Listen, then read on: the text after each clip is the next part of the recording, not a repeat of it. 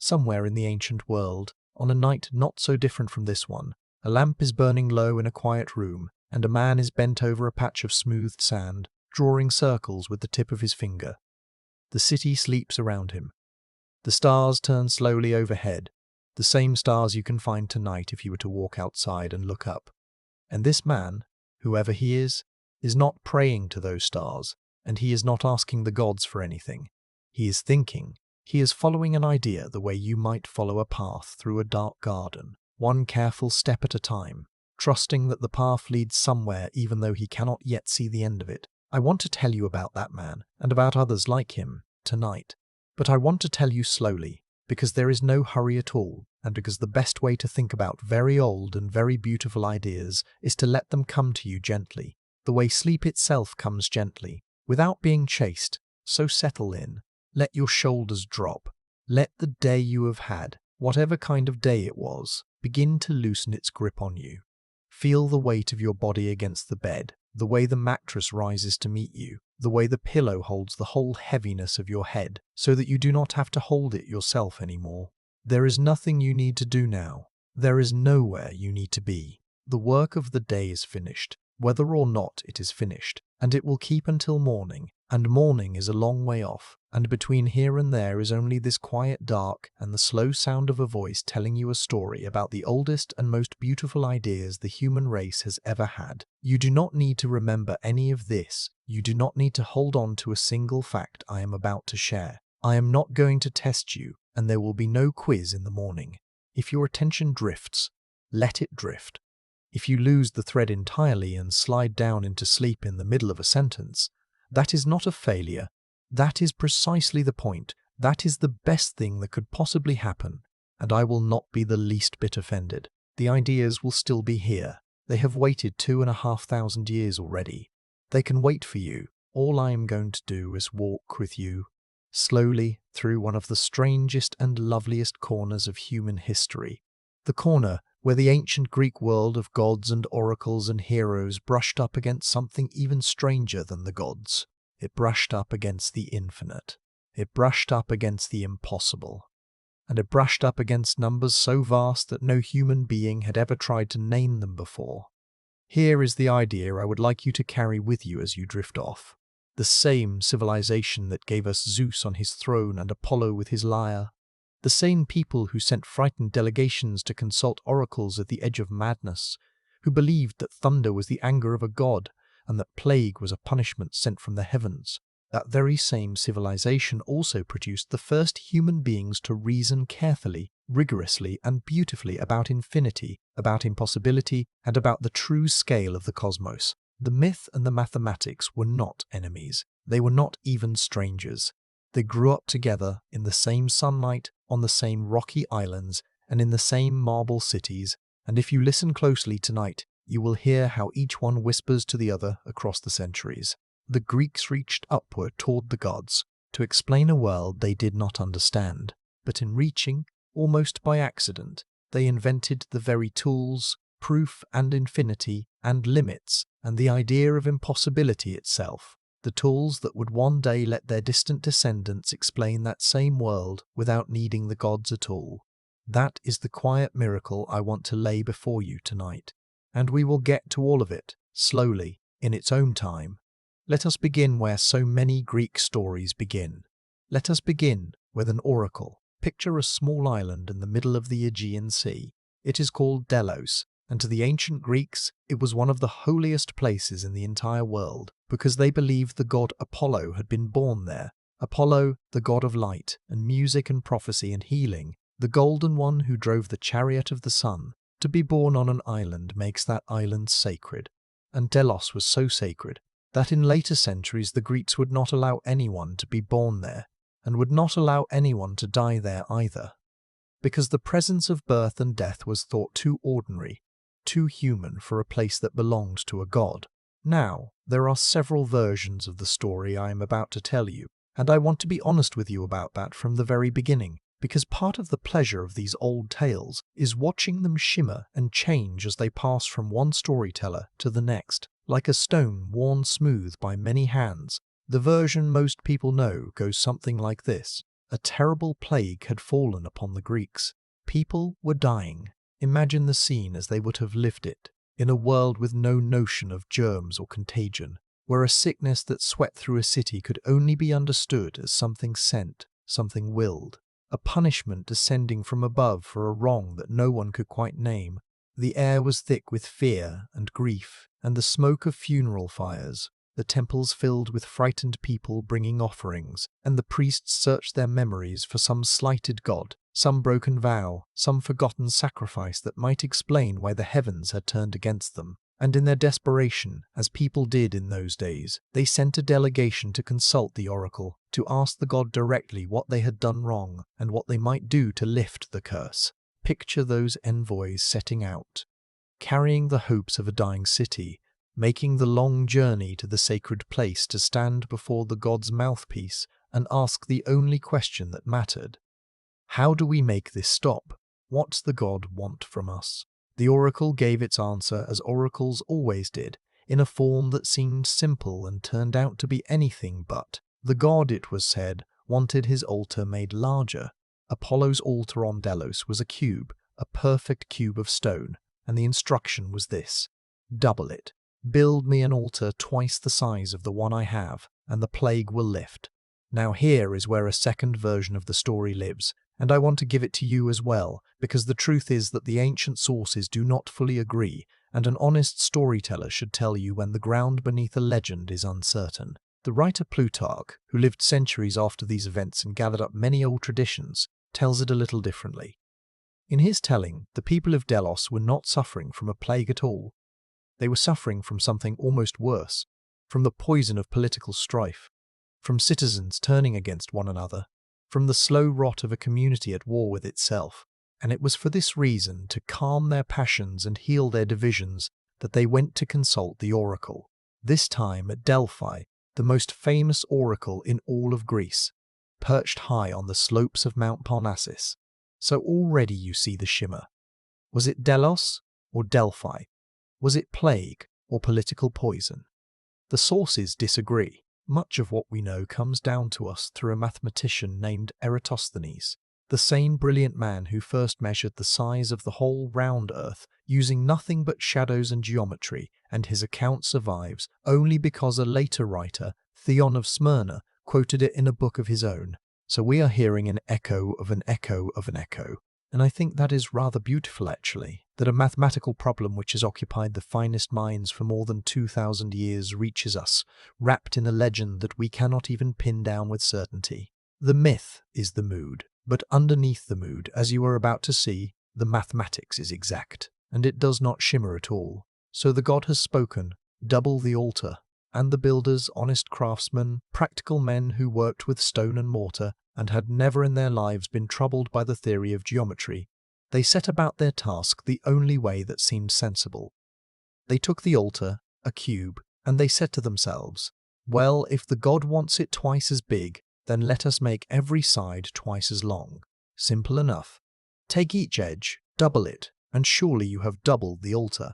And here, my friend, is the trap. It is the gentlest, most human of mistakes. And I would wager that if you'd been standing there in the dust with them, you might have made it too. I very nearly want to make it myself, even knowing better, because it feels so obviously right. But it is wrong. Let me show you why, slowly, in a way you can picture with your eyes closed. Imagine a single small cube, a child's wooden block, sitting in the palm of your hand. Now imagine you want to build a cube twice as big in every direction. So you double the length, you double the width, and you double the height.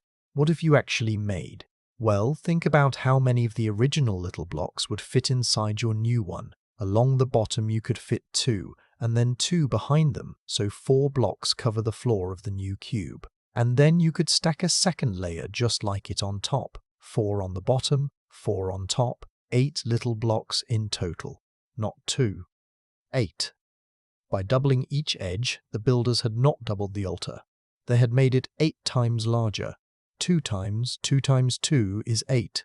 And volume, the amount of space a solid thing takes up, grows not by the length of its side, but by the cube of that length. So the pole builders finished their work, stepped back, wiped the sweat from their brows, and presented the god with an altar 8 times too big. And the plague, so the story goes, did not lift. The crisis continued. The god was not appeased because the god had not been obeyed, though the builders could not for the life of them understand what they had done wrong. Now I want you to sit for a moment with the strangeness of that.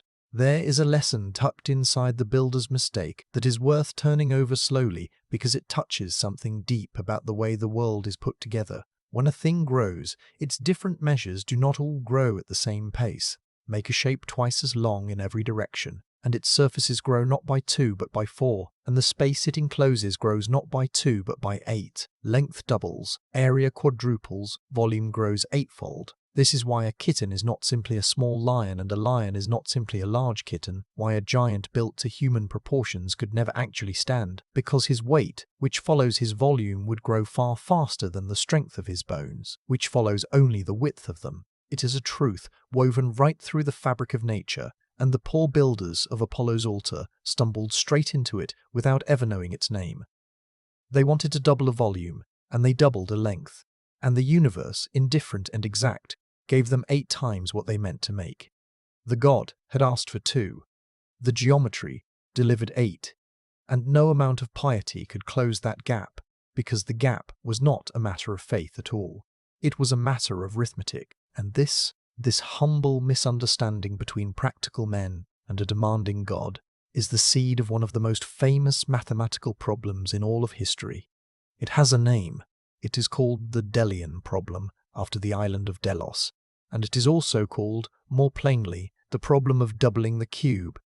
Here is the problem stated properly, and I want you to hear how clean it is once the myth falls away. You are given a cube. You want to build a second cube whose volume is exactly twice the volume of the first.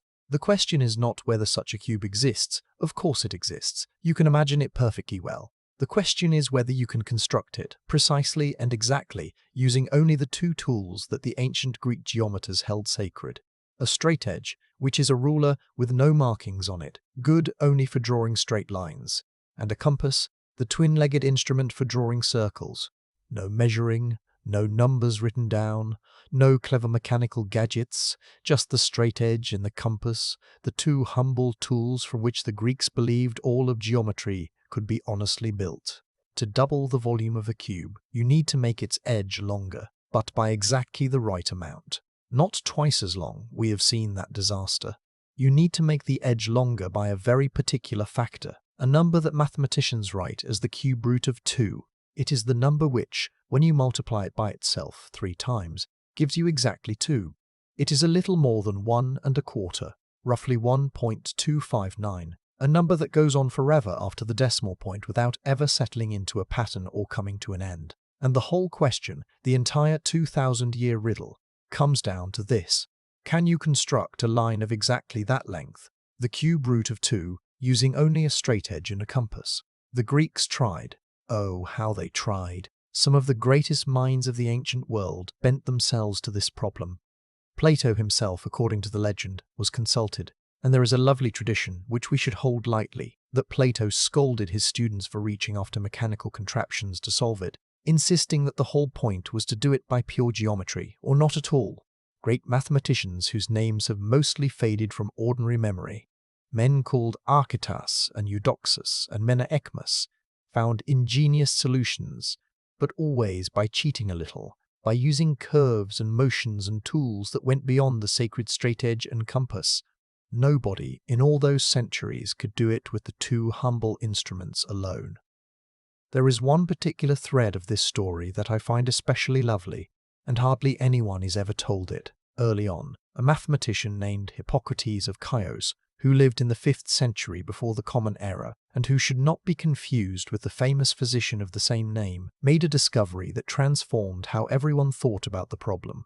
He showed that doubling the cube is really the same as a different problem. A problem about proportions. Suppose you have 2 lengths, one twice as long as the other, and you want to find 2 more lengths to slot in between them, so that all 4 together form a smooth, continuous chain of proportion, each one standing to the next in exactly the same ratio, like 4 notes climbing a perfectly even musical scale. Hippocrates proved that if you could only find those 2 in-between length, those two mean proportionals as they are called, then the very first of them would be precisely the edge you needed to double the cube. He had taken a problem about solid volumes and turned it into a problem about lines and ratios, which felt so much more approachable, so much more like the geometry the Greeks knew and loved, and in a sense his insight was a gift, because it opened the door to all those ingenious partial solutions with their special curves and clever devices. But in another sense it was a kind of beautiful trap, because it made the problem look tantalizingly close to solvable, always just out of reach, always seeming as though one more clever idea might crack it, when in truth no straight edge and compass idea, however clever, ever could. For more than 2,000 years the cube root of 2 dangled just beyond the fingertips of the finest minds alive, near enough to touch, impossible to grasp. And here is the thing I most want you to carry with you into sleep tonight, because it is one of the deepest and most surprising ideas that mathematics ever gave to the world. The reason the Greeks could not solve the problem was not that they were not clever enough. It was not that they lacked patience or genius or time.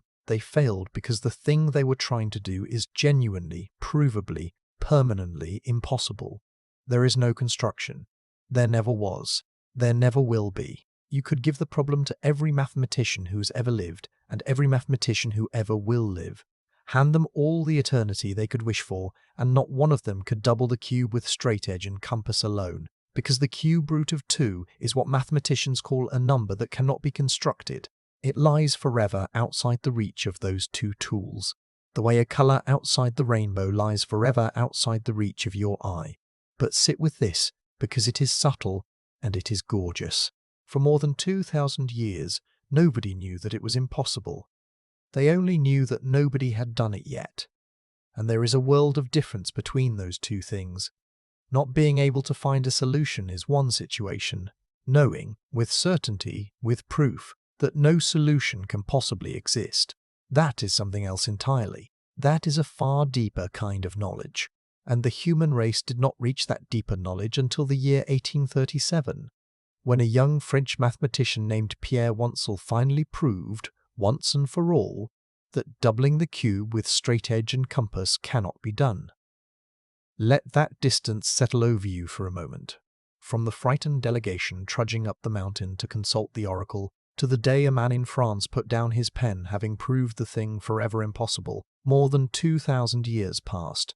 Empires rose and fell, languages were born and died, and the whole time, this quiet little riddle about a stone altar sat waiting, patient as the stars, for humanity to grow up enough to understand not how to solve it, but why it could never be solved. Wonzel's proof did not appear out of nowhere. It grew from a rich new soil of mathematics that had been developing for generations, especially from the astonishing work of a young Frenchman named Évariste Galois, who had died tragically in a duel just a few years earlier, barely 20 years old, having scribbled down ideas so far ahead of his time that it took the rest of the world decades to understand them.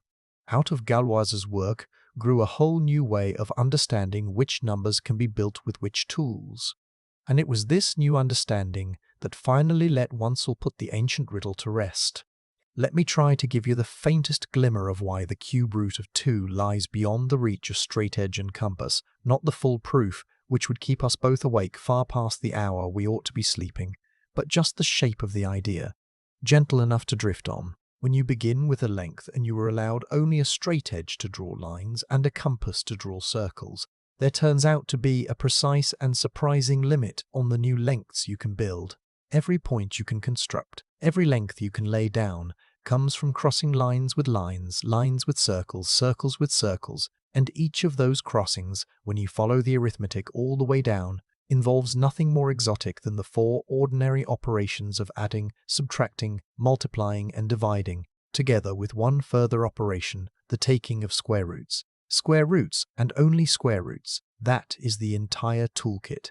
Anything you can build with straight edge and compass can be written down using those familiar operations, and square roots nested inside square roots, layered as deep as you like, but square roots all the way through. And here is the quiet trap that no ancient Greek could ever have seen, because it required a kind of mathematics that would not be born for 2,000 years. The number you need to double the cube is not a square root at all. It is a cube root, the cube root of 2, and the cube root cannot be reduced, cannot be broken down into any tower of square roots, however tall.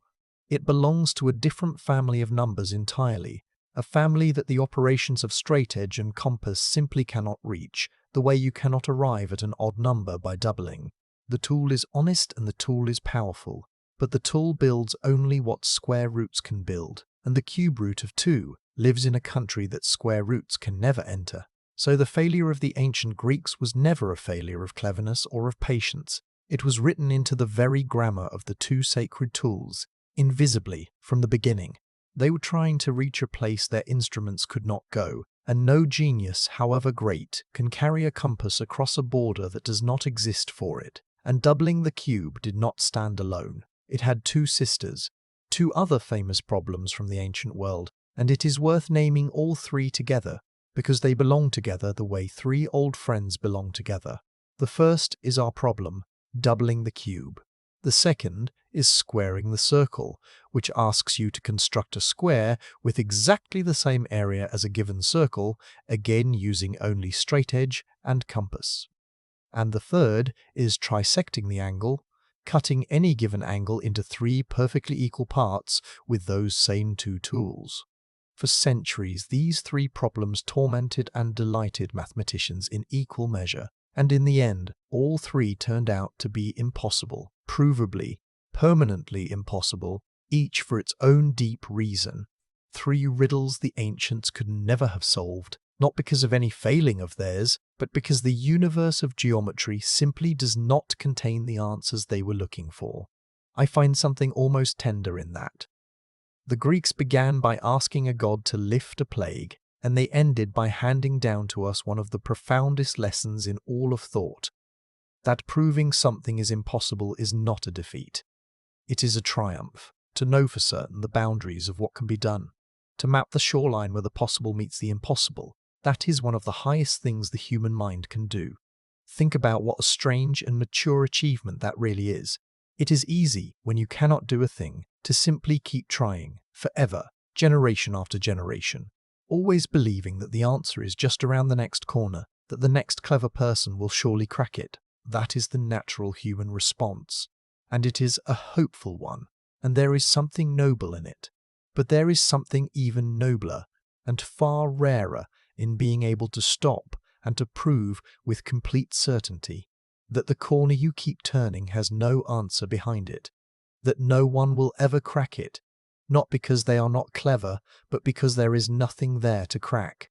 That requires a kind of mathematical courage, a willingness to turn your gaze away from the tantalizing problem itself and instead to study the very tools you are using, to ask not, "Can I solve this?" but rather, "What exactly are my tools capable of, and what lies forever beyond their reach?" It is the difference between a traveller who keeps searching a dark forest for a road that does not exist, and a mapmaker who climbs to a high place, surveys the whole forest, and proves that no road crosses it at all. The mapmaker has not found the road, but the mapmaker has given us something more valuable than any single road. The mapmaker has given us the truth of the land. And it all began, if the legend is to be believed, with some honest builders, a cube of stone, and the gentlest little mistake in the history of the world. So let the altar of Apollo sit there in your imagination, twice as tall, and twice as wide, and twice as deep as it was meant to be. 8 times too large, glowing faintly in the light of the sacred fires, a monument, not to the god's mercy, but to the strange and wonderful limits of what humans can build. And if you find yourself wondering why it should have taken more than 2,000 years to prove such a thing impossible, when the problem itself is simple enough to explain to a child, that wondering is worth holding on to for a moment, because the answer is quietly profound. To prove that the cube cannot be doubled, you cannot work inside geometry alone, staring at lines and circles and hoping to see why no combination of them will ever land on the length you need. You have to step outside geometry entirely and translate the whole question into the language of algebra, into equations and the numbers that satisfy them, and then you have to understand in a deep and general way exactly which numbers can be reached by the operations that straightedge and compass allow, and which numbers lie forever beyond them. None of that machinery existed in the ancient world. It had to be built, piece by piece, century by century,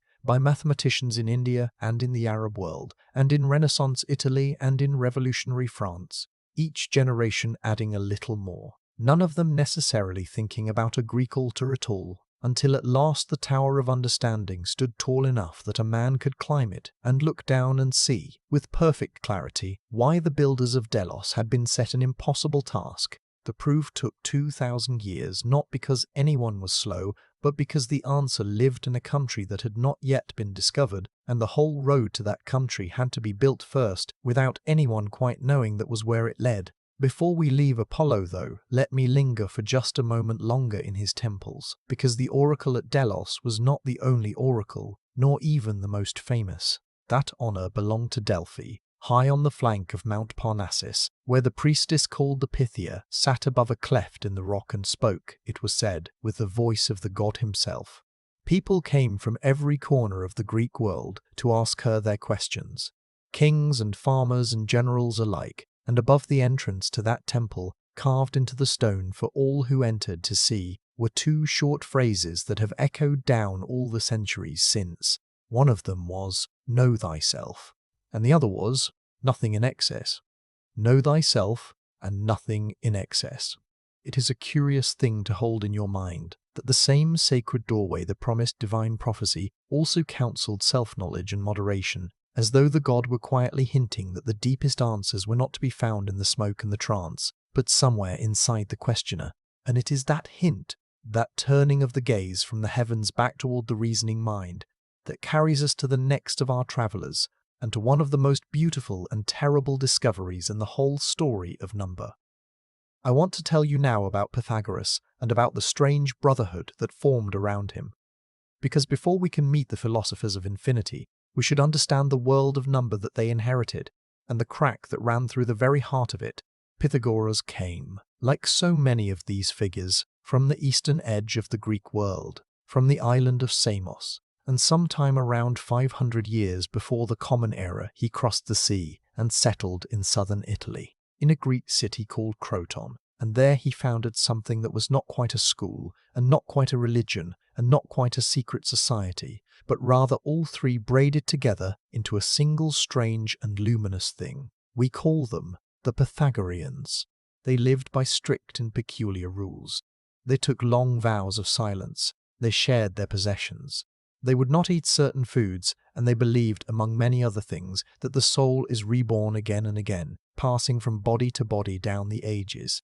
And at the very center of their beliefs, the burning coal around which the whole brotherhood gathered, was a conviction so bold and so beautiful that it can still take your breath away. They believed that everything, absolutely everything in the cosmos, was ultimately made of number.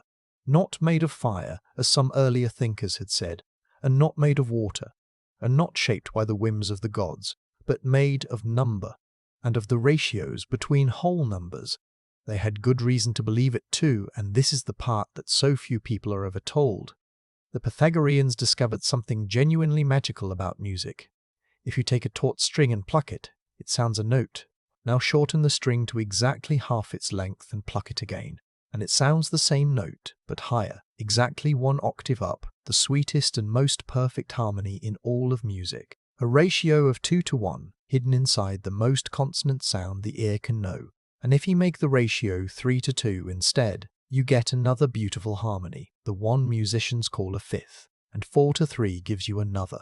Simple ratios of small whole numbers, 1 to 2, 2 to 3, 3 to 4, producing the very harmonies that move the human heart. The Pythagoreans heard in the plucking of a string the whole universe singing in whole numbers, and they concluded that number was the secret language of creation, the divine order beneath all things. They even imagined that the planets themselves, wheeling through the heavens, made a music of their own as they turned, a music of the spheres, too vast and too constant for human ears to catch. And there is a lovely detail here that I cannot resist sharing with you, because it shows just how deeply the brotherhood wove number and holiness together. Notice which numbers had appeared in those beautiful musical ratios, 1 and 2 and 3 and 4. The first 4 whole numbers and no others, held between them the octave, the fifth and the fourth, the 3 consonances the Greek ear found most perfect. And the Pythagoreans, contemplating this, arranged those same 4 numbers into a little triangle of dots, 1 dot at the top, 2 dots beneath it, 3 below those, 4 along the bottom, and each triangular stack, 10 dots in all, for 1 plus 2 plus 3 plus 4 comes to 10. They called this figure the tetractes, and they held it so sacred that it was said the members of the brotherhood swore their most solemn oaths upon it, as another people might swear upon a holy book. Think of that. A little triangle of 10 dots treated as an object of religious reverence, because hidden inside it were the numbers that made music, and therefore they believed the numbers that made the cosmos, and the number 10 itself, the total, they considered the most perfect number of all, the number of completeness, precisely because it was born from the first 4 in this way. To the Pythagoreans there was no line between the mathematics and the worship. The counting was the prayer, the ratios were the face of God. You can understand, then, how much was at stake for them. If everything is number, and number means whole numbers and the ratios between them, then the whole cosmos is rational, orderly, measurable, knowable, a great harmony resolvable at every point into the clean arithmetic of counting. It was a faith as much as a philosophy. And then, one day, from inside their own brotherhood, came a discovery that tore a hole straight through the middle of it. Picture the simplest shape you can imagine after the circle. A square, a humble square, each of its 4 sides exactly 1 unit long. Now draw a line across it, from one corner to the opposite corner, the diagonal. How long is that diagonal? It is a perfectly ordinary line. You can see it. You can draw it with a single stroke. Surely, the Pythagoreans thought, its length must be some ratio of whole numbers. Like everything else, some fraction, however awkward, that measures exactly how much longer the diagonal is than the side. But it is not, and this is the heartbreak. There is no such fraction. There is no ratio of whole numbers. None. Not with numerators and denominators in the thousands or the millions or the numbers beyond all counting. That gives the exact length of that diagonal. The length is what we now call the square root of 2, the number which multiplied by itself gives exactly 2, and it cannot be captured by any ratio of whole numbers at all. It slips forever between the fractions, never landing on any of them, a number that the Pythagoreans' entire worldview had no room to contain. They had a word for it, a word that carried all their horror. They called such lengths incommensurable, meaning that no common unit, however tiny, could ever measure both the side and the diagonal a whole number of times. And later ages would call these quantities irrational numbers, not because they are illogical, but because they are not ratios, not reducible to the clean whole number harmonies the brotherhood had built their faith upon. There is a legend attached to this discovery, and I will give it to you as I have given you all the legends tonight, holding it up to the light and telling you plainly that it is legend and not established fact. It is said that the man who found this proof, or who let it out of the brotherhood, was named Hippasus, and that the Pythagoreans were so horrified by what he had uncovered, so shaken that irrationality should lurk inside something as simple as a square, and perhaps so angry that he had spoken the unspeakable aloud to outsiders, that they took him out to sea and threw him overboard to drown the terrible secret with him. Most likely, this never happened. The oldest and most careful historians think the drowning is a later embellishment, and that in truth the discovery may even have been celebrated. But the legend endures, and it endures for a reason, because it captures a real and human truth about what it feels like when a cherished picture of the world is broken by an idea, when something you believe to be simple and safe reveals a strangeness at its core that you can neither unsee nor explain away. And here is why I have brought you to the Pythagoreans tonight, why this belongs beside the doubling of the cube and everything still to come. When those ancient thinkers proved that the diagonal of the square cannot be expressed as any ratio of whole numbers, they did something that had, so far as we know, never been done before in all of human history. They proved that something is impossible, not merely difficult, not merely unfound, but impossible forever by the very nature of number itself. It may well be the first true proof of impossibility that the human mind ever achieved. And that is the same profound gift we found waiting for us on the island of Delos, the same deep note sounding again in a different key. The cube root of 2, which the builders needed and could never construct. The square root of 2, which the diagonal demanded and no fraction could ever supply. two irrational numbers. Two brushes with the limits of what the tidy world of whole numbers and simple tools can reach. Two moments where the Greeks pressed their hands against a wall that would not yield and discovered, to their sorrow and their glory, that some walls are real. The universe is stranger and larger than the counting numbers alone can hold.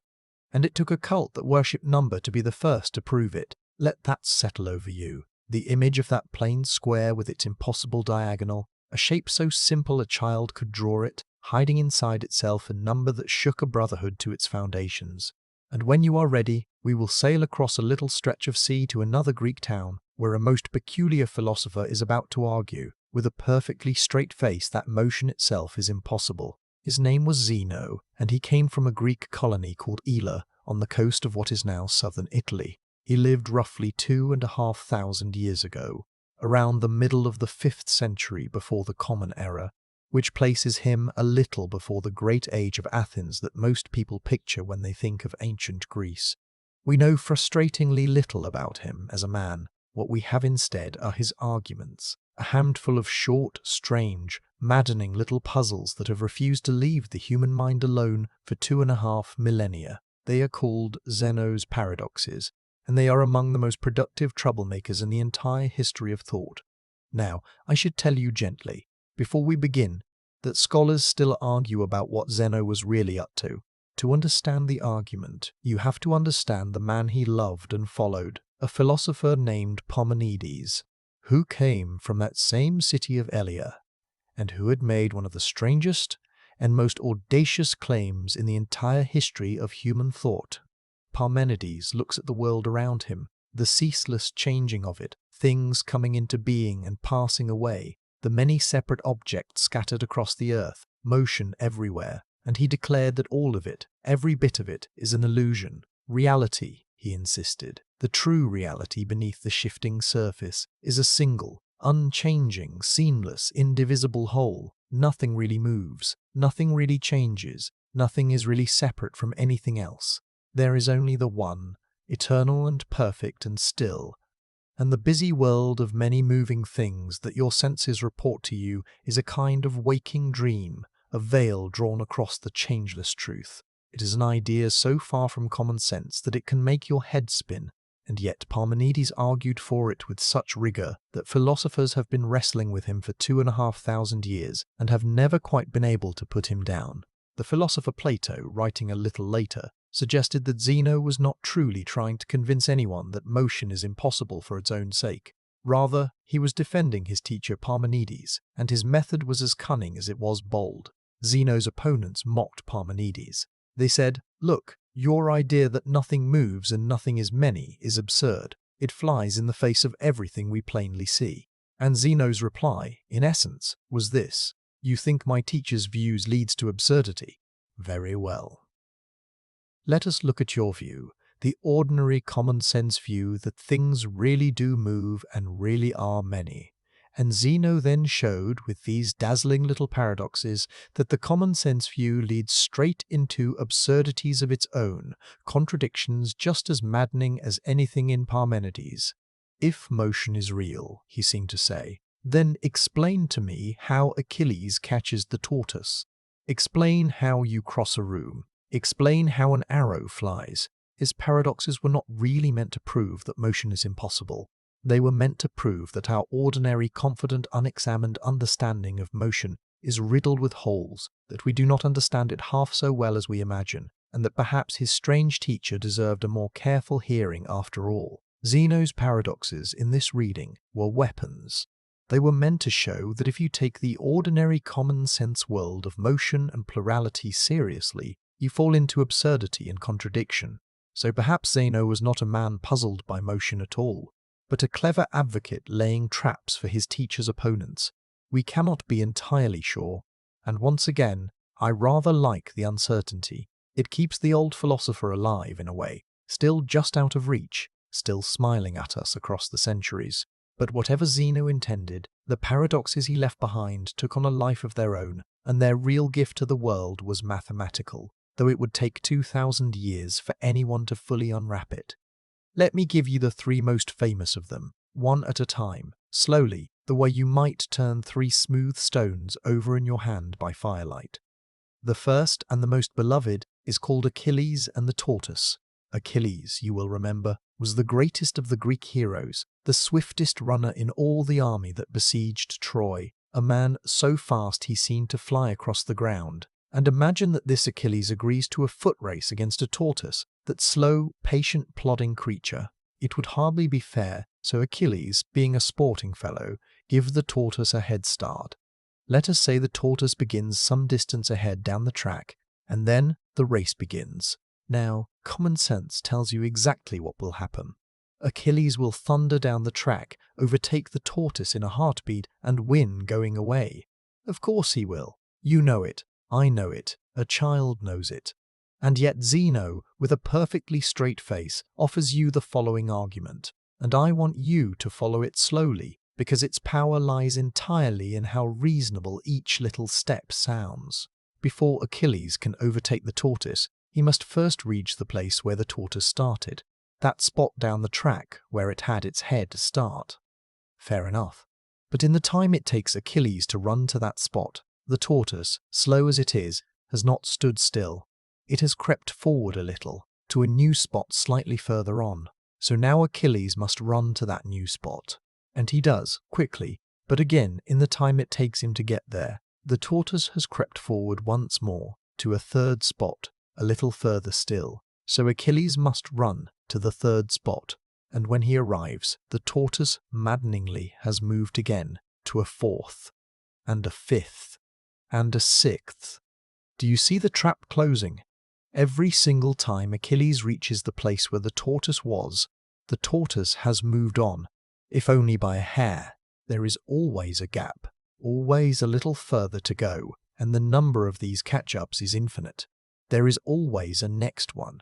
And so, Zeno concludes, with the calm of a man who knows he is being outrageous, Achilles can never actually overtake the tortoise. He gets closer and closer and closer, forever, through an endless sequence of ever smaller gaps, but he never quite catches it. Let me make it even more vivid for you with some gentle numbers you can watch in your mind's eye. Suppose Achilles runs 10 times as fast as the tortoise, and suppose the tortoise begins 100 paces ahead. Achilles runs the 100 paces to where the tortoise started, and in that time the tortoise, moving at 1/10 of his speed, has crept 10 paces further on. So Achilles runs those 10 paces, and in that time the tortoise has crept 1 pace further. Achilles runs the 1 pace, and the tortoise has moved 1/10 of a pace. Achilles covers the 1/10 of a pace, and the tortoise is 100th of a pace ahead. Do you feel it?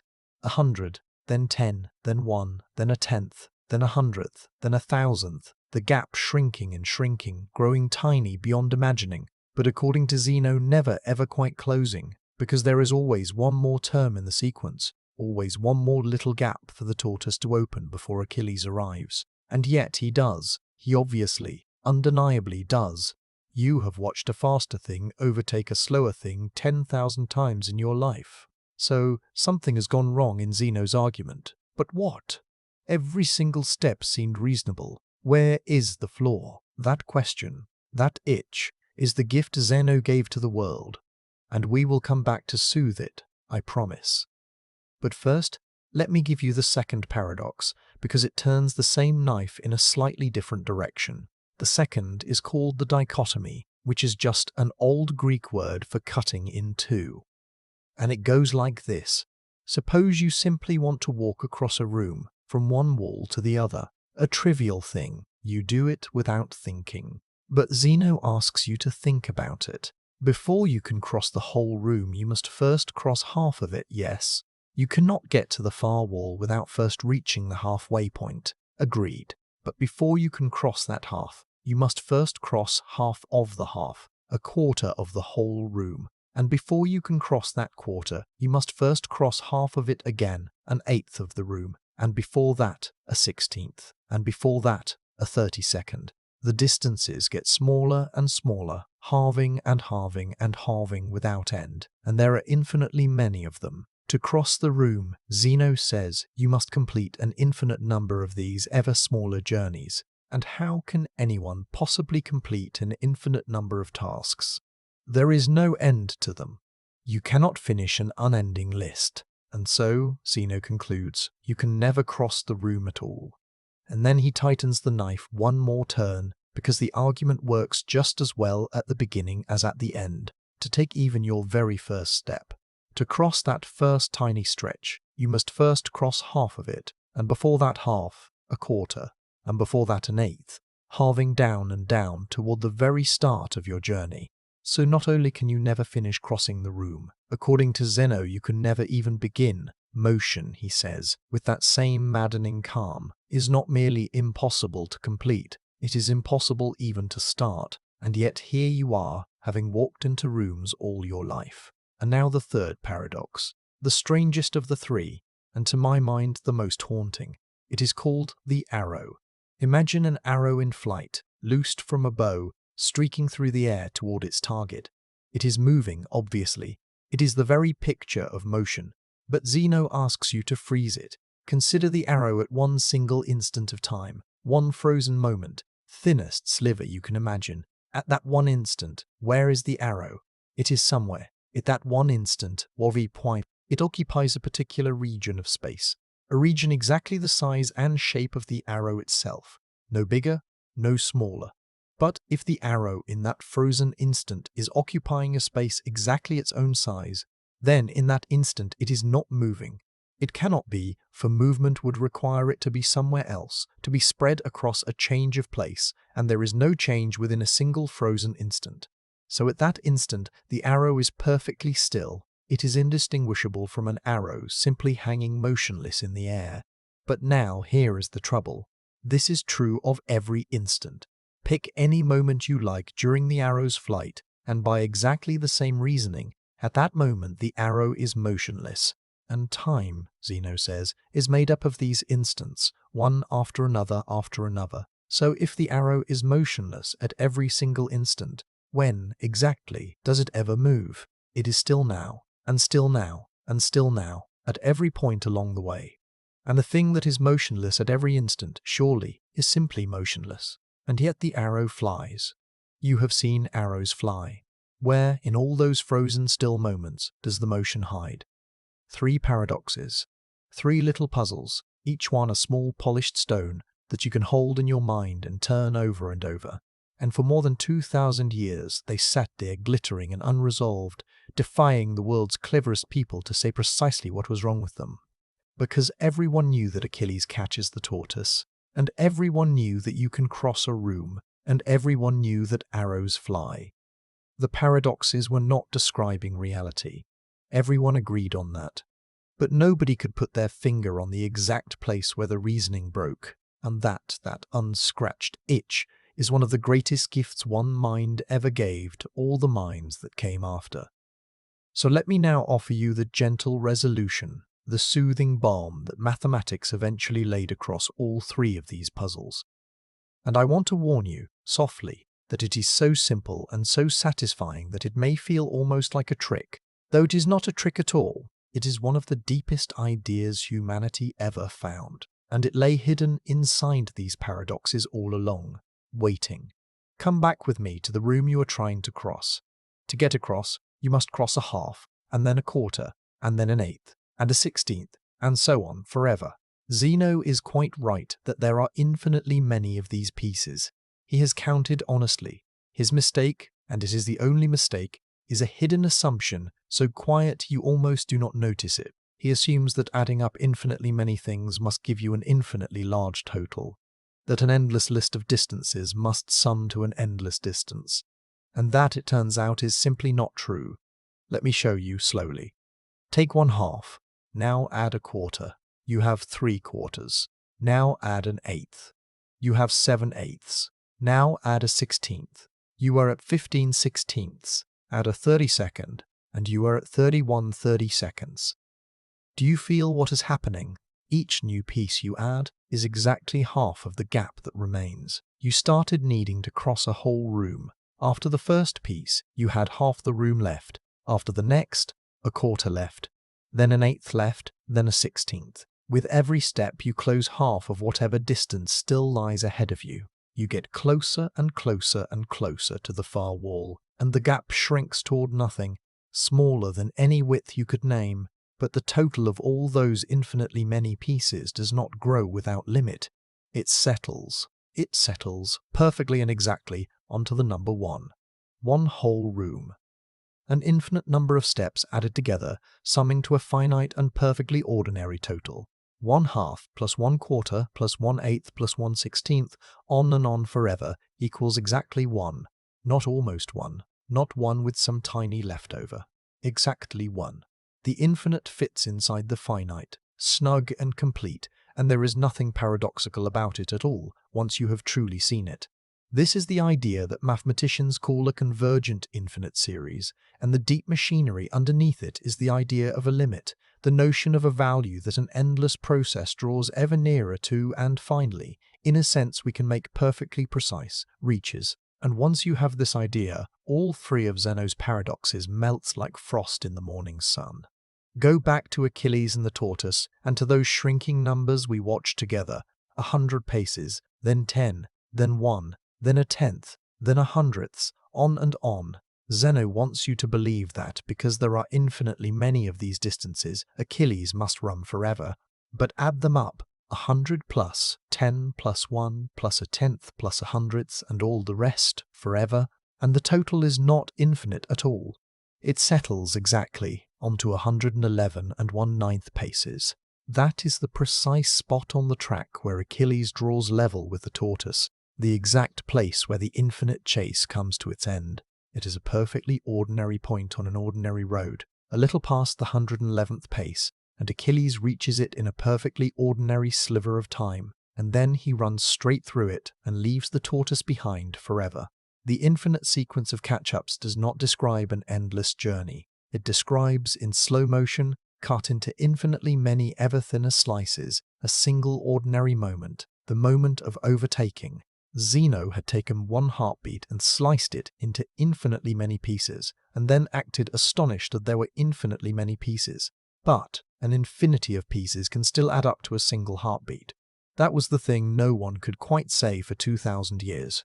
Achilles runs through infinitely many ever smaller gaps, yes, but those gaps take infinitely many ever smaller slivers of time, and both the distances and the times add up to finite totals. And at the exact moment those totals are reached, Achilles is precisely level with the tortoise, and one heartbeat later he is past it, and the tortoise never sees him again. The room is crossed, the arrow flies, the infinite was never the enemy. We had simply not yet learned how to hold it. The arrow takes a little more care, and it is worth the care, because it reaches even deeper than the others. Zeno says that at any single frozen instant, the arrow is not moving, and in a certain sense, he is quite right. At one true instant, one point of time with no duration at all, the arrow simply is where it is, and there is no motion to be seen, because motion is not a thing that happens within an instant. But here is the subtlety that took humanity 2,000 years to make precise. Motion is not a property the arrow has at a single instant. Motion is a relationship between where the arrow is at one instant and where it is at the instants around it.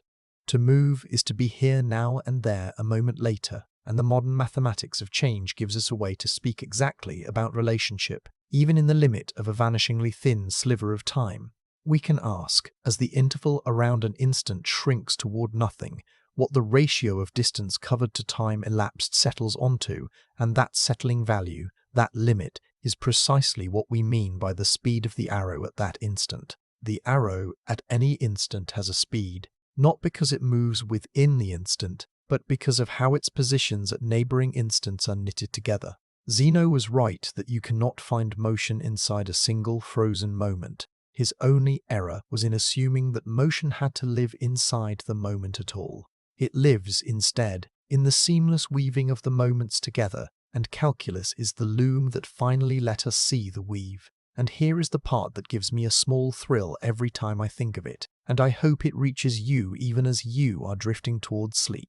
The mathematics that finally dissolved Zeno's paradoxes, the mathematics of limits and infinite sums and the way endless processes can close smoothly onto finite answers, that mathematics is the beating heart of what we now call calculus. calculus, the language of change and motion and flow, the tool with which we describe the falling of an apple and the orbit of a planet and the curve of a suspension bridge and the growth of every living thing. And calculus was not born until roughly 2,000 years after Zeno in the minds of Isaac Newton and Gottfried Leibniz in the 17th century, each working separately, each reaching the same summit by a different path. So think of Zeno 25 centuries ago in his sunlit Greek colony by the sea, tossing out these three little puzzles perhaps only to win an argument for his teacher, perhaps only to be clever and difficult and provoking, and think of what he had actually done.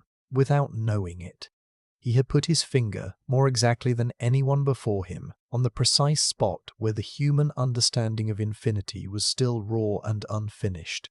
He had found the exact crack in our thinking, and by refusing to let anyone look away from it, he kept that crack open, kept it itching, kept it alive across 100 generations, until at last the descendants of the Greeks had grown enough mathematics to heal it. And in healing it, they built calculus, and with calculus they built the modern world. And here is a last gentle surprise, a thing I love to think about as the evening winds down. You might imagine that once calculus arrived, Zeno's paradoxes were finished, solved, filed away, of no further interest to anyone but historians. But that is not quite the case.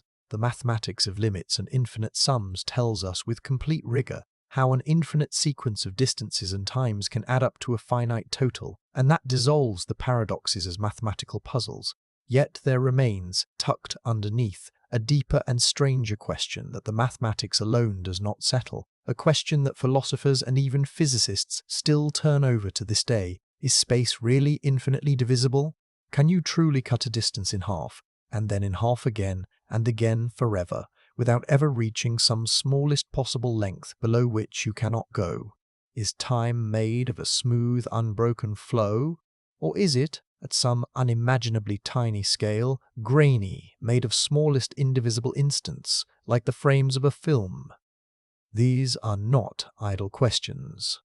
Some of the deepest theories in modern physics wrestle with exactly this, with whether space and time are truly continuous, or are, at the very bottom, discrete, pixelated, made of tiniest possible units. And so Zeno, that smiling troublemaker from a little town by the sea, asked a question 2,500 years ago that we have still not entirely put to rest. His arrow is, in a sense, still hanging there in the air, waiting for us to finally say for certain how it flies.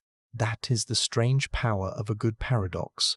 It is not a wall, it is a door, though it may take 2,000 years for anyone to find the key, and sometimes even then the door opens onto a further room, and a further door beyond it, and Zeno, whatever he intended, whatever he really believed, handed the human race a door that opened, in the fullness of time, onto the entire landscape of modern science, and onto questions we are still, gently, joyfully, trying to answer.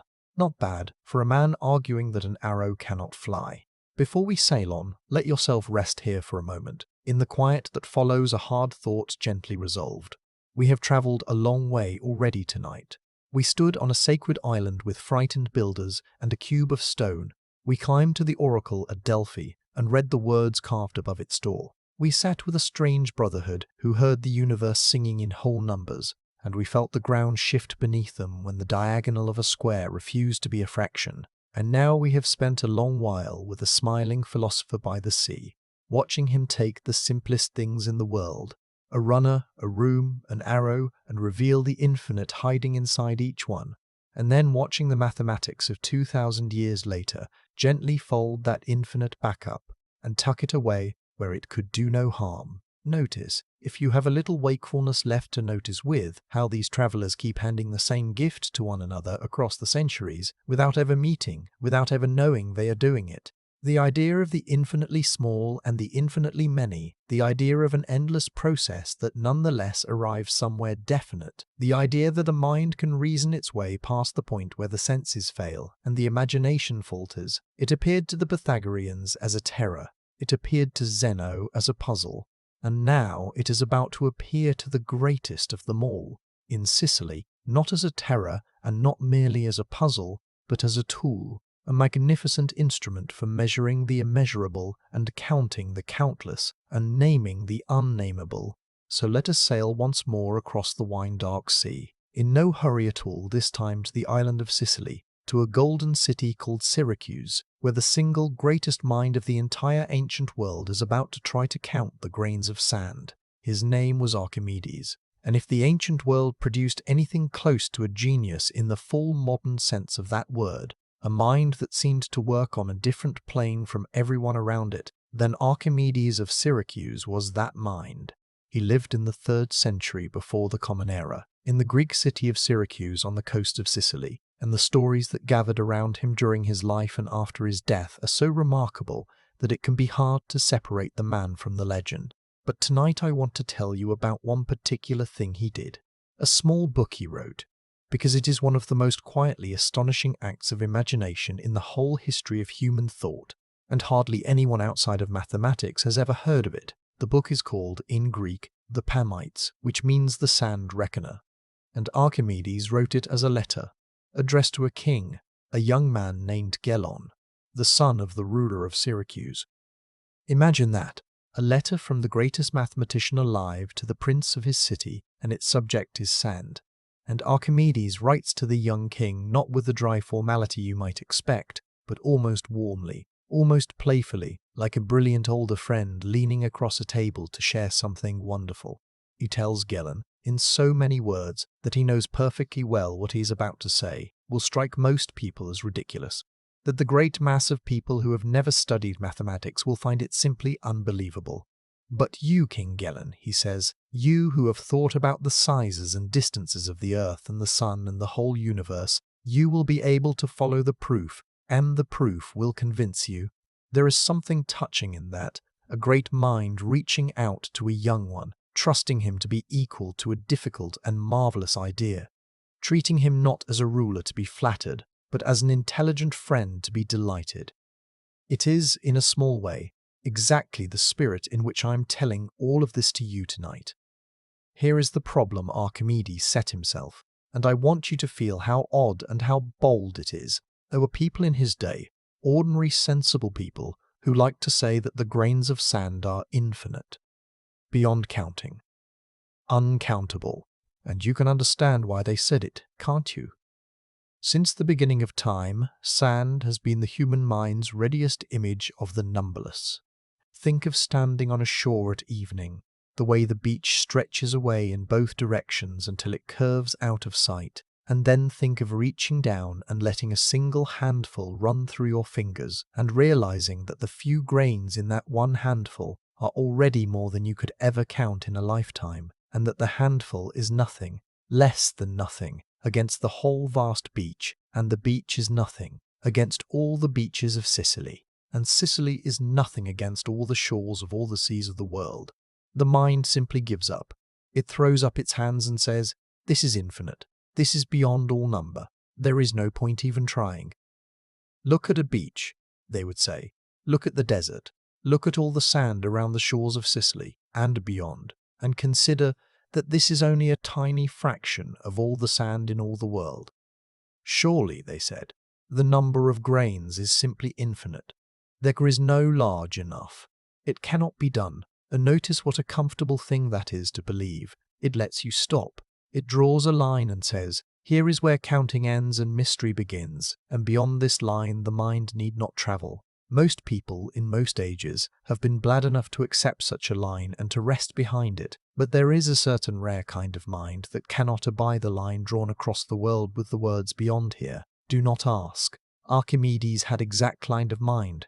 Where others saw the infinite and felt awe and stopped, he saw the infinite and felt suspicion, and refused to stop, and asked the forbidden question, is it really infinite, or have we simply grown tired and called our tiredness infinity?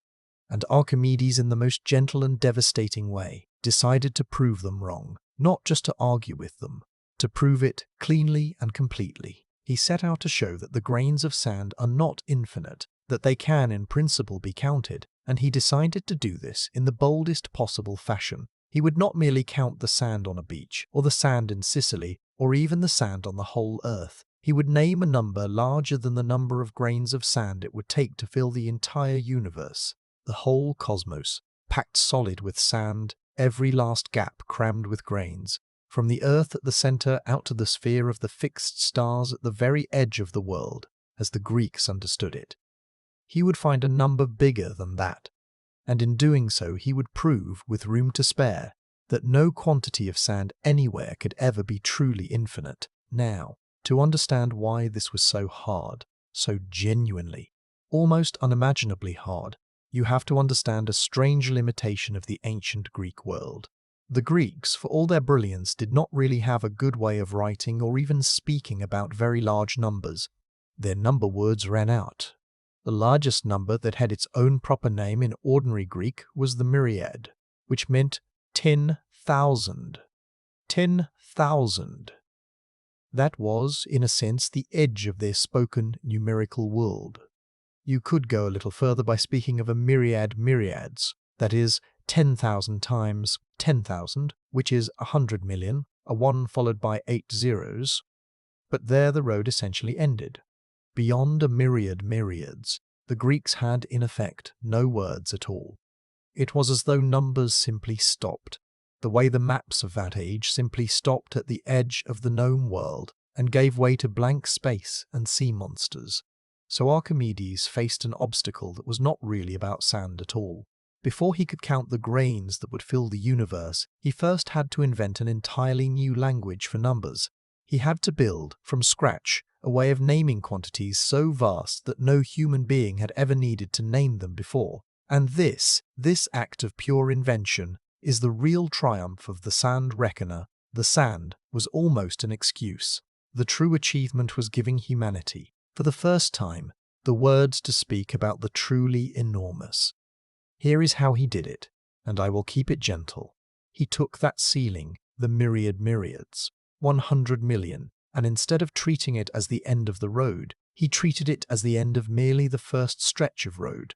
He called all the numbers up to a myriad myriads, the numbers of the first order, and then he said in effect, very well, let us begin again, and let us count in units of a myriad myriads. The numbers of the second order would run from a myriad myriads up to a myriad myriads times, a myriad myriads, and then a third order, counting in those larger units again, and a fourth and a fifth, each one lifting the whole scale up by another factor of 100 million, each new order dwarfing the one before it the way a myriad myriads dwarfs a single grain. And he did not stop at a handful of orders. He built orders upon orders, and then he gathered whole vast collections of orders together into what he called periods, and periods of periods, constructing a towering, dizzying staircase of number that reached upward into magnitudes so colossal that they beggar the imagination even now. What Archimedes had invented, in essence, though he did not use these words, was a system of exponents, of powers, a place value system operating not in ordinary tens, but in units of a myriad. He had glimpsed, 22 centuries ago, the very idea that lets us today write a number like 10 to the 100th power and not blink. He had built the machinery for thinking about the astronomically large long before there was any astronomy grand enough to need it, and I want you to feel, just for a moment, how strange and lonely that act of invention must have been. Try to imagine living in a world where the words for number simply stop, where past a certain point language itself falls silent and there is nothing to say. It is a little like living in a country whose maps go blank at the edges, where beyond the last-named town there is only empty parchment. Most people are content to live within the map. They have no need to travel past the last town, and so they never notice that the road ends. But Archimedes noticed. He looked at that blank edge of the numerical world, that place where ordinary Greek ran out of words, and instead of stopping there, as everyone before him had stopped, he decided to keep walking, and to name the country he found, and to draw the map further and further into the dark. He was not doing it because anyone needed those numbers for trade or building or the counting of coins. No merchant would ever tally a myriad myriads of anything. He was doing it purely because he wanted to know whether it could be done, whether the human mind could keep pace with numbers no matter how large they grew, or whether there was some size of quantity that would finally leave language behind and vanish into the truly unspeakable. And his answer, quietly, triumphantly, was that language could keep pace, that there is no quantity so large that a patient mind cannot build a name to hold it. The numbers go on without end, but so, he showed, can our words for them, if we are only clever and bold enough to invent them. And then, having built his magnificent staircase of numbers, he climbed it. To answer his original question, he needed to know how big the universe was, so that he could work out how much sand would fill it. And here Archimedes did something that I find genuinely moving. He reached for the largest, boldest model of the cosmos available in his day, and he found it in the work of another Greek, an astronomer named Aristarchus of Samos. Aristarchus, you should know, was a man far ahead of his time, because Aristarchus had proposed that the Earth is not the center of everything. Aristarchus suggested that the Sun sits at the center, and that the Earth moves around it, a heliocentric model, as we would call it. Some 1800 years before Copernicus would famously propose the very same thing and shake the foundations of Europe. Pause on that for a moment, because it is one of the great forgotten wonders of the ancient world. Nearly 2,000 years before the telescope, before Galileo was hauled before the Inquisition for daring to say that the Earth moved, a Greek astronomer had already worked out, from reason alone, that our world is not the still center of creation, but a wanderer circling the sun. The idea was there, glimpsed and set down, and then it was set aside and very nearly lost, because the world was not yet ready to believe it. Most Greeks did not accept Aristarchus. His idea was too strange, too unsettling, too much at odds with the plain evidence of the senses, which insists that the ground beneath you is perfectly still and the sun is the thing that moves. But Archimedes reached for it anyway, precisely because it implied a very large universe, and Archimedes wanted the largest universe he could reasonably justify, so that his proof would have room to spare. If he could name a number bigger than the sand needed to fill even this enormous cosmos, then no smaller cosmos could possibly hold more. And so it happens that one of the very few places where the lost heliocentric idea of Aristarchus survives at all, one of the slender threads by which we know he ever thought it, is inside this strange little book about counting grains of sand. The bold astronomer's vision was nearly forgotten by history, and it clung to survival by hiding inside the mathematician's thought experiment, the way a seed will sometimes ride out a long winter, tucked inside a crack in the stone. So he took the size of the universe as Aristarchus imagined it, a vast sphere out to the fixed stars, and he estimated how many grains of sand it would take to pack that entire sphere solid. He was careful and conservative and rigorous at every step, always rounding in the direction that would make his final number bigger than it truly needed to be, so that no one could accuse him of undercounting. And at the end of all this labor, this astonishing chain of invention and estimation, Archimedes arrived at his answer. The number of grains of sand required to fill the entire universe, he concluded, is less than a certain quantity in his new system, a quantity that we, with our modern notation, would write as 8 followed by 63 zeros, 8 and then 63 zeros trailing off after it. In the shorthand of today, roughly 10 to the 63rd power, or a little more, a number so large that if you tried to write out all its zeros by hand at a comfortable pace, you would be at it for less than a minute. And yet, the quantity itself is so far beyond anything in human experience that the mind simply slides off it, unable to find any purchase. Let me try, and I will surely fail, to give you some faint sense of how large that number is, this 8, with its 63 trailing zeros, because the failure itself is instructive. It is not a large number in the way that a million is large, or even a trillion. It is large in a way that the ordinary imagination simply cannot follow. If you tried to picture that many grains of sand by picturing beaches, you would run out of beaches, and then out of deserts, and then out of planets to put the deserts on, and then out of stars for the planets to circle, long before you had counted your way anywhere near it. And here is a strange and humbling thing to know, a fact that would have astonished Archimedes himself. Modern science now estimates the number of atoms, the tiny building blocks of all matter, in the entire observable universe, and that number comes out to something like a 1 followed by 80 zeros, which means that Archimedes, reaching for the very largest number he could imagine any use for, sand packed solid into the whole cosmos as the ancients pictured it, still fell short by a vast margin of the true count of the atoms that actually fill the universe we now know. He thought he was building a number large enough to hold anything, and the real universe turned out to be larger and stranger and more finely divided than even his boundless imagination had dared to reach. But that does not diminish him. If anything, it magnifies him, because he had built the language, the method, the very idea that lets us speak the number 80 zeros long as easily as we speak the number 10. He handed us the ladder. It is not his fault that the tower turned out to be taller than he could see from the ground, and that number, that 8 followed by 63 zeros, is finite. It is a perfectly ordinary, well-behaved, finite number. It has a name now in the language Archimedes built, and so the grains of sand, all the grains of sand that could fill the whole cosmos, are fewer than that, which means they are countable, which means they are not infinite. The sensible people who said the sand was beyond all number were, gently and completely, proven wrong by a man writing a letter to a prince about the size of the sky. But do you see what the real achievement was? It was never truly about the sand. Archimedes could not actually count the grains, and he knew it, and he did not care. What he had done was so much larger. He had shown that the human mind, armed with the right language, can reach out and take hold of the enormous, can name it and reason about it and pin it down, no matter how vast it is. He had thought, for the first time in recorded history, on the scale of modern astronomy, the scale of stars and galaxies and the true immensity of the cosmos, 2,000 years before there were telescopes to reveal that immensity. He looked up at a sky the Greeks believed was a great crystal sphere, and he refused to be frightened by its size. Instead, he simply built a language big enough to hold it.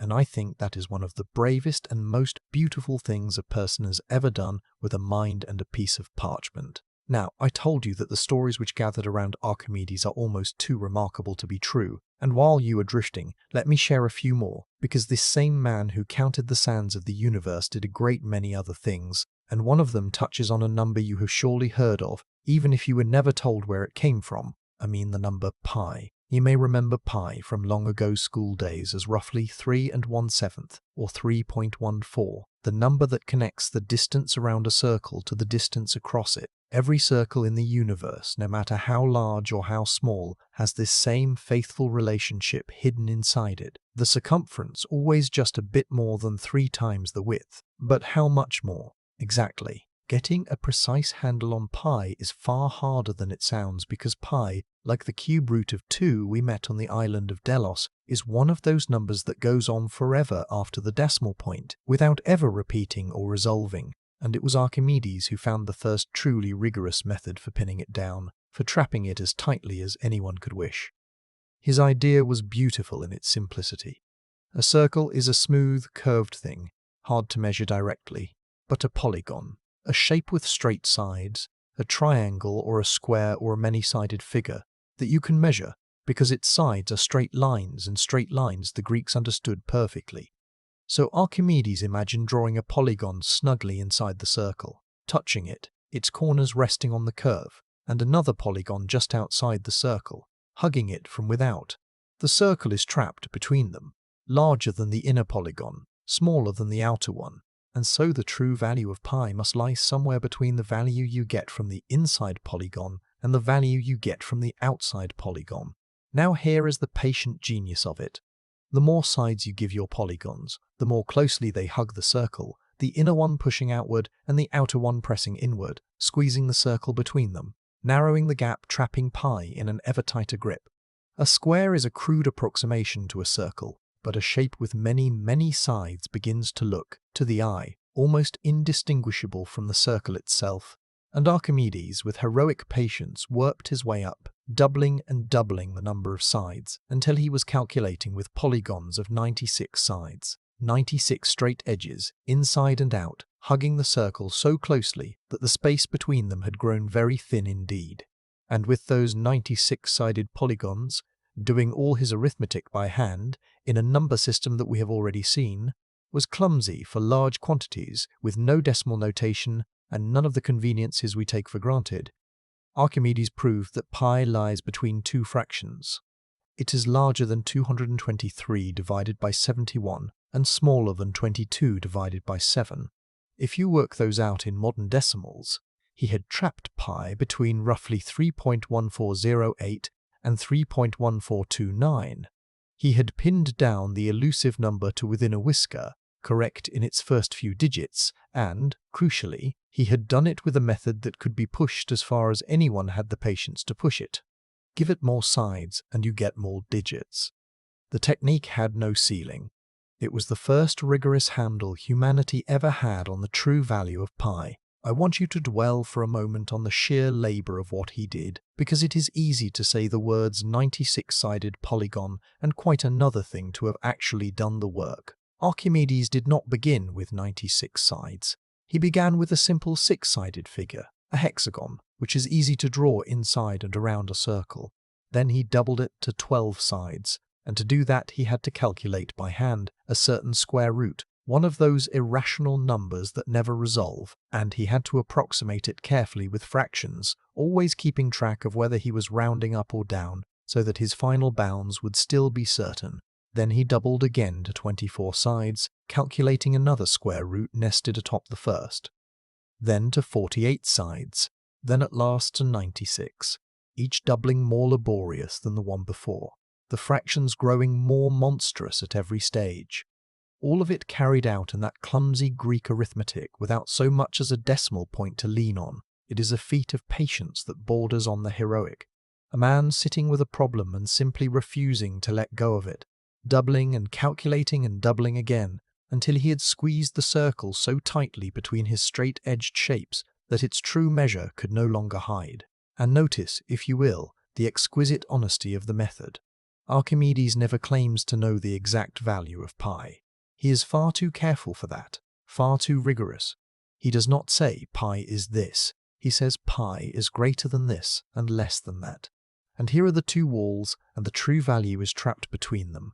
And I can bring the walls as close together as you please, if you will only give me the patience to add more sides. That is not a guess, dressed up as a fact. That is a proof complete and certain within its stated bounds, and it is a model of intellectual honesty that would not look out of place in a mathematics journal today, 2,200 years later. This method of trapping a curved thing between straight things and squeezing them closer and closer until the gap vanishes has a name. It is called the method of exhaustion, a name given to it much later, and Archimedes inherited its early form from an older Greek mathematician named Eudoxus, one of the very men, you may recall, who had wrestled with the doubling of the cube. Eudoxus was one of the unsung giants of ancient thought, a man whose name almost no one remembers now, and yet it was he who first found a rigorous way to handle exactly the awkward, irrational, incommensurable quantities that had so terrified the Pythagoreans. Remember the diagonal of the square, that length which no ratio of whole numbers could ever capture, the discovery that had shaken a brotherhood to its foundations. Eudoxus found a way to reason about such lengths cleanly and exactly, without pretending they were fractions and without fearing them, by comparing them through an endless, careful process of approximation from both sides. He tamed the very monster that had once been thrown into the sea. And Archimedes took that hard-won taming and turned it into a tool for measuring the curved and the round. And if that squeezing, that narrowing of an ever smaller gap toward an exact answer reminds you of anything, if it stirs some echo of the room you were crossing with Zeno, of the halves and quarters and eighths closing smoothly onto the number 1, then you are hearing something true. For the method of exhaustion is yet another of the quiet ancestors of calculus. It is the same deep idea wearing different clothes, the idea of reaching an exact answer through an endless process of getting nearer. Think of how many times in this single night we have met that one idea in disguise. It was hiding in Zeno's room, in the infinite halves that summed to 1. It was hiding in Achilles closing on the tortoise. It was hiding in Eudoxus taming the irrational. And now here it is again in Archimedes trapping pi between his polygons, and it will hide once more, in a moment, in the way he crept up on the sphere and the cylinder and found their hidden proportions. The Greeks kept brushing up against this single luminous idea from many different directions across many different centuries, and each time they came away with something profound, and yet none of them ever quite gathered all those brushes together into the single great tool we now call calculus. That final gathering waited 2,000 years for Newton and for Leibniz, but the seeds, every one of them, were sown here, in this bright and restless Greek world, by men who were reaching for something they could feel but could not yet fully grasp. There is one discovery of his that meant more to him than any other, and it shows you the shape of the man's soul more clearly than any story of war machines or clever devices ever could. Using that same method of exhaustion, that same patient squeezing of the curved between the straight, Archimedes worked out the exact relationship between a sphere and the smallest cylinder that can just contain it, the cylinder into which a ball fits snugly, touching the sides and the top and the bottom. And he found something so clean and so surprising that it must have felt like a gift from the gods, though he had wrestled it out of pure reason with his own 2 hands. The sphere, he proved, has exactly 2/3 the volume of that cylinder, and exactly 2/3 of its surface as well. 2/3, precisely. A simple fraction of small whole numbers hiding inside the roundest and most perfect of all shapes, waiting there since the beginning of the world for someone patient enough to find it. Archimedes was so moved by this result, so proud of it above all his other achievements, that he asked for a sphere and a cylinder to be carved upon his tombstone. The 2 shapes together with their beautiful ratio, so that anyone passing by his grave would know what he had found. And here is a small and lovely footnote to history. Long after his death, when his own city had half forgotten where he lay, a Roman named Cicero, serving in Sicily, went searching for the lost tomb of Archimedes, and he found it at last, overgrown with brambles and thorns, by looking for exactly that carving, the sphere resting inside the cylinder. The mathematician's proudest theorem became the marker by which his forgotten grave was found again. There is something almost unbearably fitting in that a man should be recovered from oblivion not by his fame or his fortune, but by a fraction, by 2/3, by the quiet truth he had loved best. There is one more Archimedes story I want to give you, and I want to be careful and honest with it, the way I have tried to be honest with you all night, because this one lives firmly in the realm of legend, and we should hold it as such. It concerns the end of his life. Archimedes lived in Syracuse during a dangerous time. His city was caught up in the great wars between Rome and Carthage, the long and terrible struggle for mastery of the whole Mediterranean world, and eventually the Roman army and navy came and laid siege to Syracuse, surrounding it by land and by sea, intending to starve it and storm it into submission. And here the legend swells, because it is said that Archimedes, an old man by now, well into his 70s, took up the defense of his city not with sword or spear, but with the one weapon he possessed in greater measure than any man alive, his mind. He designed astonishing machines. There were great catapults and ballistas, tuned by his mathematics to hurl stones of precisely the right weight, to precisely the right distance, so that no Roman ship could find a safe place to anchor. There were, the stories say, enormous cranes that reached out over the walls, giant claws of iron that could seize the prow of an attacking ship, lift it bodily out of the water, shake it, and drop it back to be swamped and sunk. There is even a famous and much disputed tale that he arranged great polished mirrors to focus the rays of the Sicilian sun upon the Roman sails and set them ablaze, though whether that particular marvel ever truly happened, scholars have argued for centuries, and we should hold it very lightly indeed. But whatever the exact truth, this much seems clear. One old geometer, armed with levers and ratios and the patient understanding of how forces balance and multiply, held the whole might of Rome at bay for something like 2 years, and filled the most powerful army in the world with such dread that, according to the ancient accounts, the Roman soldiers grew terrified of any rope or beam of wood they saw appear above the city walls, convinced that Archimedes was about to unleash some new engine of destruction upon them, the mightiest empire of the age, brought to a standstill by the mind of a single unarmed old man. There is no better illustration in all of history of what mathematics, quietly pursued for the sheer love of it, can turn out to be worth. At last, though, in the year 212 before the Common Era, Syracuse fell. The Roman soldiers poured into the city, and the tradition tells us that in all the chaos and slaughter, a single soldier came upon an old man crouched in the dust, utterly absorbed, paying no attention whatsoever to the catastrophe unfolding around him, because he was working on a geometric diagram he had drawn in the sand. The old man was Archimedes, and he was so lost in his mathematics, so deep inside the problem before him, that when the soldier loomed over him and disturbed his figures, Archimedes is said to have looked up and spoken words to the effect of, "Do not disturb my circles," and the soldier, whether in anger or fear or simple brutality, struck him down, and so died, if the legend is to be believed, the greatest mathematician of the ancient world, killed with a diagram beneath his hands, more concerned in his final moment with the circles in the sand than with the sword above his head. There is a further detail the tradition preserves, and it deepens the sorrow of it. The Roman general in command, a man named Marcellus, had given explicit orders that Archimedes was not to be harmed. Marcellus, though he was the enemy, understood exactly what a treasure this old man was, understood that a mind like his appears in the world perhaps once in many centuries, and he wanted Archimedes taken alive and treated with honor.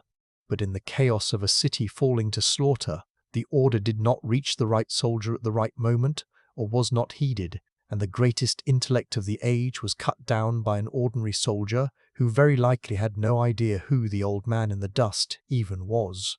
And Marcellus, when he learned of it, is said to have been stricken with grief, and to have sought out the mathematician's relatives and treated them with kindness, and to have seen to it that Archimedes was buried with honor. There is something almost unbearably human in that, the conqueror mourning the very man his own army had killed, understanding too late that some things once destroyed can never be rebuilt or replaced, that you can capture a city and burn its walls and still lose something in the taking that all your legions could never give back. I want to be clear that this is a legend, a beloved and much repeated one, but a legend all the same, and the ancient sources give it to us in several forms, none of them certain.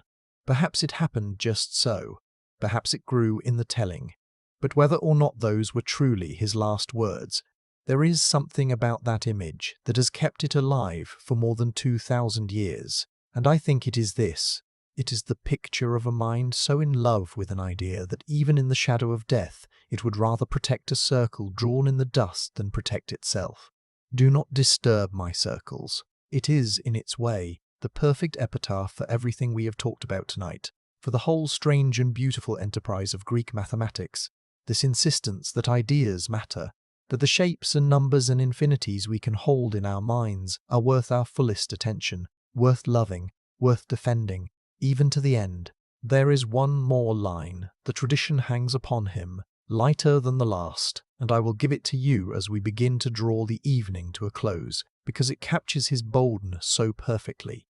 Archimedes had discovered the principle of the lever, and I want you to feel for a moment what a wondrous thing that principle is, because we are so used to it now that we forget how strange it truly is. A lever is nothing more than a rigid bar resting on a pivot, and yet with it a small child can lift a weight that 10 strong men could not budge with their bare hands, provided only that the child pushes down on a long enough arm, far from the pivot, while the great weight sits close to it. The further out you push, the more the lever multiplies your strength, without limit, at least in principle. There is no weight so heavy that a long enough lever could not raise it with the gentlest push, and Archimedes understood this so deeply, followed the mathematics of it so far, that he is supposed to have declared, "Give me a place to stand, and I will move the earth. Give me a firm spot to plant my feet, and a lever long enough and a pivot to rest it on, and I will lift the whole world itself with my own 2 hands." It is almost certainly something the tradition placed in his mouth rather than the thing he truly said. But it belongs to him utterly, doesn't it? Give me a place to stand, and I will move the earth. It is the voice of a man who had looked at the size of the cosmos and the weight of the world and decided with perfect calm that the human mind, armed with reason and a few simple principles, was equal to all of it. The same confidence that let him name the grains of sand in the universe, let him imagine lifting the ground beneath his feet. There was, for Archimedes, no such thing as too large. There was only the patient, joyful work of understanding. And so, as the lamp burns lower and the stars turn on in their slow procession overhead, let us gather up the threads of this long, quiet night and hold them together for a moment before we let them go. We began on a sacred island, with a frightened people and a demanding god and an altar of stone, and a mistake so gentle that any of us might have made it, doubling each edge, swelling the cube to 8 times its size instead of 2. And out of that mistake grew a riddle that outlived empires, and out of that riddle grew one of the deepest lessons the human mind ever learned, that some things are not merely difficult, but genuinely impossible, and that to prove a thing impossible is not to fail but to reach a higher and rarer kind of truth. We sailed to a colony by the sea, and met a strange, smiling philosopher who argued that a hero could never catch a tortoise, that you could never cross a room, that an arrow in flight is somehow motionless at every instant of its flying. And we found that his impossible little puzzles were not walls at all, but doors. Doors that stayed locked for 2,000 years until the human race grew enough mathematics to open them, and behind those doors lay the whole vast country of the infinite tamed, of endless sums closing gently onto finite answers, of calculus and the modern understanding of motion and change, and everything that flows. And we came at last to a golden city in Sicily, and to the greatest mind of the ancient world, a man who refused to believe that anything, even the grains of sand that would fill the entire cosmos, could be beyond the reach of counting, and who built from nothing a whole new language of number in order to prove it, and who trapped the elusive value of pi between 96-sided polygons, and who died, if the story is true, protecting a circle drawn in the sand, and woven all through them, do not forget, were the others we met along the way. The 2 short words carved above the oracle's door at Delphi, know thyself. Quietly turning the mind back from the heavens toward its own reasoning, the Pythagoreans, plucking their strings and hearing the whole cosmos sing in whole numbers, and then discovering, to their horror, that the simple diagonal of a square hid a number no ratio could ever capture, the first time in history that a human being proved something impossible. Eudoxus, whose name almost no one remembers, taming those frightening irrational lengths, and forging the method of exhaustion that Archimedes would one day inherit. Aristarchus, glimpsing 18 centuries early that the earth swings around the sun, his lost vision surviving only because it lay tucked inside a treatise about sand. So many minds, so many hands passing the same lamp from one to the next, down the long dark corridor of the centuries, each one carrying it a little further, none of them living to see the room it would finally illuminate. 3 stories, an oracle, a paradox, and a grain of sand, and beneath all 3, the same astonishing thread, glowing faintly like the last light of the lamp. The Greeks reached upward toward their gods to explain a world they did not understand. They peopled the thunder and the plague and the turning seasons with divine wills, with Apollo and his arrows and his oracles, with a whole bright company of the immortals. And this is the quiet marvel I have wanted to leave you with all along. In reaching toward the gods, they invented, almost without meaning to, the very tools that would one day let their descendants explain that same world without any gods at all. Proof, and infinity, and the idea of a limit, and the courage to name the enormous, and the strange deep truth that some things can never be done. These were forged in the same workshop as the myths. Remember those 2 words carved above the oracle's door at Delphi. Know thyself. The frightened envoys climbed the mountain believing they had come to learn the will of a god, to receive an answer from outside themselves, from above, from the divine, and the god's own doorway told them gently that the deepest knowing was to be found not above but within, in the reasoning mind of the one who asked. It is almost as though the whole of Greek mathematics grew out of taking that carved instruction seriously. For what did these thinkers do, every one of them, but turn their gaze back from the heavens toward the workings of their own minds, and ask not what do the gods decree, but what can I prove, what must be true, what does reason itself demand? The builders asked a god how to double an altar, and the answer, when it finally came 2,000 years later, came not from any god but from the pure logic of number. Zeno's neighbors asked how an arrow flies, and the answer came from the human understanding of the infinite. Archimedes' contemporaries said the sand was beyond all counting, and he answered them not with prayer, but with proof. Know thyself. Know what your own mind can do. It may be the most quietly revolutionary phrase ever carved in stone, and the Greeks in their mathematics spent 500 years discovering just how much it truly meant. The oracle at Delphi and the impossibility of doubling the cube, Apollo's altar and the number that fills the universe, the heroes and the paradoxes and the endless sums.